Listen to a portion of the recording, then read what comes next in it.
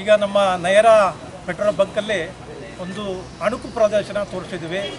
ಈ ಕೆಲವೊಂದು ಬೆಂಕಿ ಅವಘಡಗಳಾದಾಗ ಯಾವ ಥರ ಬೆಂಕಿ ಮುನ್ನೆಚ್ಚರಿಕೆಗಳನ್ನ ತಗೋಬೇಕಂತ ಹೇಳಿದಾಗ ಪ್ರತಿಯೊಂದು ಆ ಮುನ್ನೆಚ್ಚರಿಕೆ ಬಗ್ಗೆ ನಾವು ಅವರುಗಳನ್ನ ಒಂದು ಉಪನ್ಯಾಸ ಮತ್ತು ಒಂದು ಡೆಮೋ ತೋರಿಸಿದ್ವಿ.